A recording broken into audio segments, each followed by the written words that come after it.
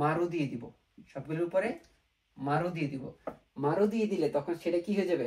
হালাইন হবে না, কি হবে? বালাইন হবে না, বালাইন না। তখন এটার প্রনাউন্সিয়েশন হয়ে যাবে পালাইন। কি লাইন হয়ে যাবে? পালাইন। আসসালামু আলাইকুম, আমি মোহাম্মদ শরীফুল ইসলাম বলছি জাপানের গুম্মা কেন থেকে।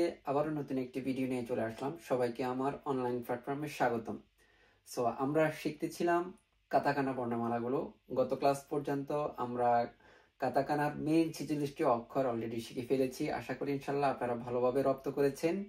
আমি বলেছিলাম কাতাকানার টোটাল সর্বমোট অক্ষর হচ্ছে 104টি, কিন্তু মেইন অক্ষর হচ্ছে 46টি। আর মেইন 46টি অক্ষর যদি আপনি ভালোভাবে মুখস্থ, কণ্ঠস্থ, ঠোঁটস্থ, মগজস্থ করে ফেলতে পারেন, দ্যাট মিনস রপ্ত করে ফেলতে পারেন, তাহলে বাকি যে 58টি অক্ষর আছে, এই 58টি অক্ষর আপনারা চাইলে চোখ বন্ধ করেই বা পানির মতোই সহজ। সো আমরা আজকে বাকি 58টি অক্ষর থেকে 25টি অক্ষরের সাথে পরিচিত হওয়ার চেষ্টা করব। তাহলে 25টি অক্ষর কিভাবে তৈরি করে আমি বলেছিলাম খুব সহজ। যে সহজটা আমরা আজকে দেখে নিই যে আসলে কিভাবে এত সহজ। দেখেন, 25টি অক্ষর শেখার জন্য ফার্স্টে আমাকে দুটি চিহ্নের সাথে আমার পরিচিত হওয়ার চেষ্টা করতে হবে। দুটি চিহ্ন কি কি অলরেডি আমার বোর্ডে দেখতেই পাচ্ছেন। এখানে যে চিহ্নটা আছে, বৃত্তাকারের যে চিহ্নটা আছে, এই বৃত্তাকার চিহ্নটার নাম হচ্ছে মারু। আর এখানে যে সেমিকলনের মতো যে দুইটা দাগ দিয়েছি, এটার নাম হচ্ছে তেন তেন।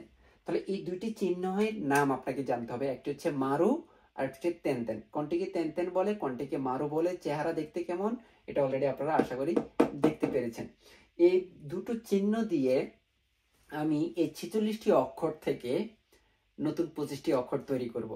তাহলে অলরেডি আমরা 46টি অক্ষরের সাথে পরিচিত প্রিভিয়াস ক্লাসে হয়ে গিয়েছি। টোটাল 8টি লাইন আছে। তাহলে এক একটা লাইনে 5টি করে অক্ষর। আমরা লাইনগুলো অলরেডি আপনারা জানেন, আ লাইন, কা লাইন, সা লাইন, তা লাইন, না লাইন, হা লাইন, মা লাইন, রা লাইন। এই 8টি লাইন থেকে কিন্তু আমরা এই দুটো চিহ্ন বসিয়ে আমরা নতুন 25টি অক্ষর তৈরি করব। আমাকে যেটা মাথায় রাখতে হবে যে আমি কোন কোন লাইন থেকে নতুন লাইন তৈরি করতেছি সেটাকে মাথায় রাখতে হবে। দেখেন, আমি এখানে হিরাগানার চার্টটা লিখেছি। কা লাইন থেকে নতুন লাইন তৈরি করব, সা লাইন থেকে নতুন লাইন তৈরি করব, তা লাইন থেকে নতুন লাইন তৈরি করব, হা লাইন থেকে নতুন লাইন তৈরি করব। এটা আগে আপনাকে মাথায় রাখতে হবে যে আমার 8টা লাইন থেকে আমি কোন কোন লাইন দিয়ে নতুন লাইন তৈরি করব। এই 4টা লাইন থেকেই আমরা 25টি অক্ষর তৈরি করব। তাহলে আমরা জেনে নিই। আশা করি ইনশাআল্লাহ আপনারা লেখার পদ্ধতিগুলি শিখে ফেলেছেন। দেখেন, কা, কি, কু, কে, কো। তাহলে দেখেন এই অক্ষরগুলো প্রনাউন্সিয়েশন অবশ্যই এখন আপনারা জানেন। এটা হচ্ছে, এগুলো হচ্ছে কা লাইনের অক্ষর, খা, খি, খু, খে, খো। এখন আমরা এটার উপরে আমরা কি দিয়ে দিব? তেন তেন দিয়ে দিব। দেখেন, এই অক্ষরের উপর তেন তেন দিয়ে দিলাম। কোনটাকে তেন তেন বলে অলরেডি আপনারা জানেন। উপরে যে চিহ্নটা দেখেন, আমরা এই অক্ষরগুলোর উপরে কি দিয়ে দিলাম? তেন তেন দিয়ে দিচ্ছি। যখন এই অক্ষরগুলোর উপরে তেন তেন দিয়েছি, তখন কি এগুলি কি আর কা লাইন থাকে? এগুলি আর কা লাইন থাকে না। তখন এটা কি লাইন হয়ে যাবে? এটা হয়ে যাবে গা লাইন। কি লাইন হয়ে যাবে? গা লাইন হয়ে যাবে। যখন গা লাইন আমি বলবো, তখন গা লাইন বললে তখন প্রনাউন্সিয়েশন গুলি কি অটোমেটিক্যালি আপনারা জানেন। গা, গি, গু, গে, গো। খুবই সিম্পল, ঠিক আছে? তাহলে এই গা লাইনের অক্ষরগুলি তৈরি করার জন্য ফার্স্ট অফ অল মাথায় রাখতে হবে গা লাইনের অক্ষরগুলো আমি কোন লাইন থেকে তৈরি করছি। আমি কা লাইন থেকে গা লাইনের অক্ষরগুলি তৈরি করছি। ফার্স্টে আমরা কা লাইনের অক্ষরগুলি লিখে ফেলবো। যে কা লাইনের উপরে তেন তেন যে চিহ্নটা আছে, এই চিহ্নটা আমি যখন দিয়ে দিব তখন সেটা কা লাইন থাকবে না, তখন সেটা কি হয়ে যাবে? গা লাইন হয়ে যাবে। আশা করি ইনশাআল্লাহ আপনারা বুঝতে পেরেছেন। ওকে, পরবর্তীতে আমরা শিখবো সা লাইনের অক্ষর। তাহলে আমরা সা লাইনের অক্ষর দিয়ে নতুন লাইন তৈরি করবে। তাহলে সা লাইনের অক্ষরগুলো আমরা লিখে ফেলি। সা, শি, সু, সে, সো। তাহলে দেখেন অক্ষরগুলির প্রনাউন্সিয়েশন আপনারা জানেন। এখন এটা আছে সা লাইনের অক্ষর, সা, শি, সু, সে, সো। তাহলে এই লাইনের ভিতরে আমি কি চিহ্নটা ব্যবহার করব? তেন তেন চিহ্নটা ব্যবহার করব।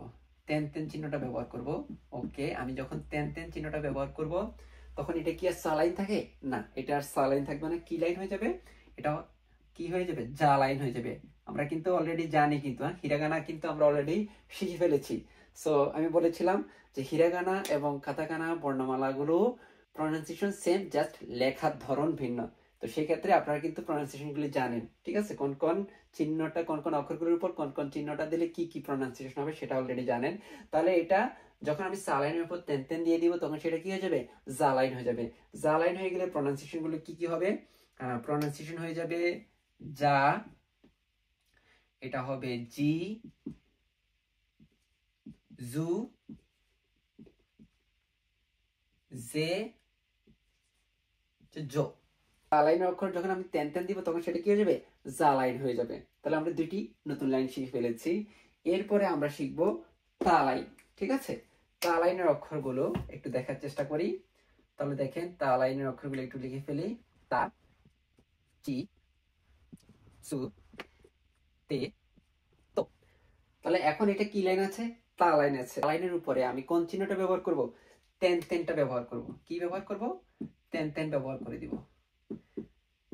তেন তেন ব্যবহার করলে এখন কি আর সেটা তা লাইন থাকে? এখন আর সেটা তা লাইন থাকে না, এখন সেটা কি লাইন হয়ে যাবে? দা লাইন হয়ে যাবে। সেটা অলরেডি আপনারা জানেন, আমি হিয়াগানা শিখেছি। তাহলে এটা কি হয়ে যাবে? The line. দা লাইন যদি হয় তাহলে এটার প্রনাউন্সিয়েশন গুলি কি হবে? দা, জি, জু, দে, দো। দেখেন তা লাইনের উপর যখন আমি তেন তেন দিয়ে দিব তখন সেটা কি হয়ে যাবে? দা লাইন হবে।